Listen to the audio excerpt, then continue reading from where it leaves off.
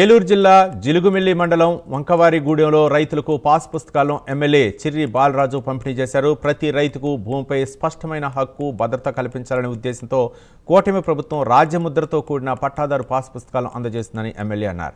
రైతుకి భూమి ఆస్తి మాత్రమే కాకుండా కుటుంబానికి భవిష్యత్ భరోసా అని పేర్కొన్నారు. ప్రభుత్వం తీసుకుంటున్న ఈ చర్యల వల్ల రైతులకు రుణాలు, పథకాలు, సబ్సిడీలు పొందడంలో ఎలాంటి ఇబ్బందులు ఉండవని ఎమ్మెల్యే తెలిపారు. అది రికార్డ్ అంతా కూడా డిజిటలైజ్ చేయడం లేదు. ఎంత కోర్టు కడాలి తప్ప వేరే లేదు. కాబట్టి మీకు ఈ ఇబ్బంది లేకుండా ఉంటుంది. ఎన్డీఏ కూటమి ప్రభుత్వం ఎంతో ప్రతిష్టాత్మకంగా రీసర్వే చేసి గ్రామాల్లో ఉండేటువంటి అనేక భూ సమస్యలను పరిష్కరించే దిశగా ఈ రీసర్వే ఏర్పాటు చేయడం జరిగింది. ఈ రీసర్వేకి సంబంధించి రీసర్వే చేసినటువంటి గ్రామాలకు ఈరోజు పాస్ పుస్తకాలు QR కోడ్తో ఉన్నటువంటి పాస్ పుస్తకాలని లబ్ధిదారులకు అందించడం జరిగింది. చాలా సంతోషకరమైన విషయం.